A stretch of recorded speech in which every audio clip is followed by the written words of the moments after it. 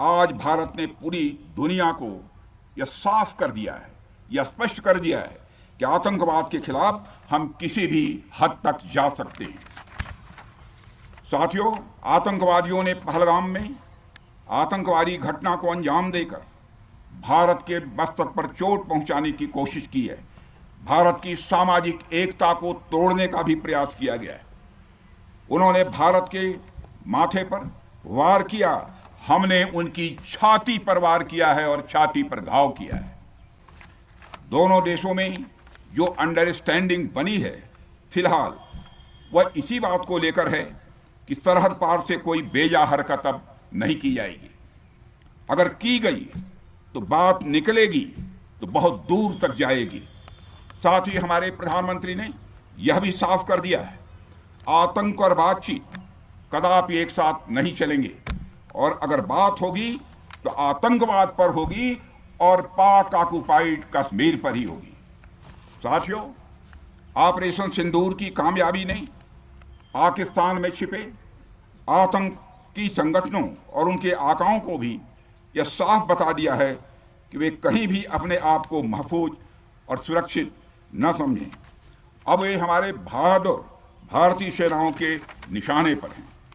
दुनिया जानती है हमारी सेनाओं का निशाना अचूक है और वो जब वो निशाना लगाते हैं तो गिनती करने का काम वह दुश्मनों पर छोड़ देते हैं। आतंकियों ने भारतीयों को धर्म पूछकर देखकर मारा, धर्म पूछकर मारा, तो हमने आतंकियों को उनका कर्म देखकर मारा है। उन्होंने धर्म देखकर बेगुनाहों की जान ली, यह पाकिस्तान का कर्म था। हमने कर्म देखकर उनका खात्मा किया, यह हमारा भारतीय धर्म है।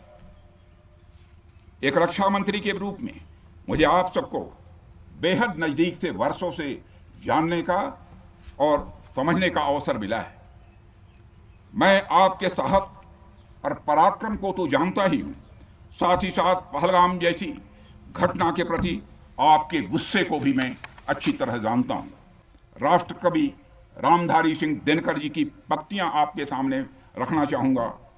रुग्ण होना चाहता कोई नहीं, रुग्ण होना चाहता कोई नहीं, रोग लेकिन आ गया जब पास हो तिक्त औषधि, कड़वी औषधि, तिक्त औषधि के सिवा उपचार क्या, शमित होगा वह नहीं मिष्ठान्न से। यानी कोई बीमारी अगर लग जाए तो वह मिठाई से दूर नहीं होती है, उसके लिए कड़वी दवा ही काम करती है। इसलिए आतंकवाद जैसे रोग के लिए भी ऑपरेशन सिंदूर जैसी दवा की बड़ी जरूरत हो गई थी। साथियों, पूरे देश में हमारी सेनाओं को और हमारे सैनिकों को एक सम्मान की दृष्टि से देखा जाता है। एक सशक्त राष्ट्र वही होता है जो अपनी सेनाओं को सम्मान के साथ साथ आधुनिक हथियार और साजो सामान भी दे जिसकी उसे जरूरत है। मुझे गर्व है कि आज प्रधानमंत्री जी के नेतृत्व में सरकार हमारी सेनाओं के लिए यह सब सारा काम कर रही है। हमने यह सुनिश्चित किया है कि हमारी सेनाएं हर परिस्थिति के लिए तैयार रहें। और मैं यहाँ पर army chief general Upendra Dwivedi ji को भी बधाई देना चाहता हूँ, क्योंकि बार बार मेरी चर्चा होती रही है और बार बार मैं यह पूछता हूँ कि जो भी आवश्यकताएं हैं उन आवश्यकताओं को पूरा करने के लिए हम पूरी तरह से तैयार हैं। और इसलिए कि इसके लिए हम वर्ल्ड क्लास बेहतरीन गुणवत्ता वाले साजो सामान अपनी सेनाओं को देने की कोशिश कर रहे हैं। आज आधुनिक राइफल्स, मिसाइल डिफेंस शील्ड और ड्रोन्स जैसी नई पीढ़ी के कई इक्विपमेंट को तेजी से भारत में ही बनाया जा रहा है। साथियों, इसके अलावा सीमावर्ती इलाकों में हमने जो काम किया है वो आप सब देख रहे होंगे। आज यलेशी और यलोशी पर भी कनेक्टिविटी है, वैसी पहले शायद कभी नहीं थी।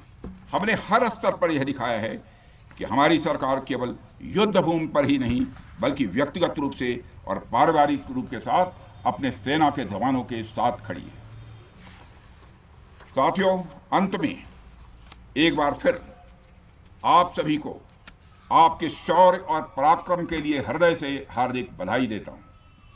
मैं आपको यह आश्वासन देता हूं कि हमारे प्रधानमंत्री जी के नेतृत्व में देश की सरकार और देश की जनता हर कदम पर, हर स्थिति में आपके साथ कंधे से कंधा मिलाकर खड़ी है।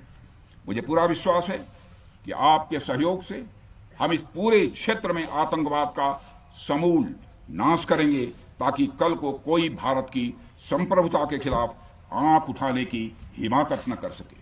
इसी आशा और विश्वास के साथ आप सबके शौर्य और पराक्रम की सराहना करते हुए और आप सभी को अपनी हार्दिक शुभकामनाएं देते हुए अपना निवेदन समाप्त करता हूं।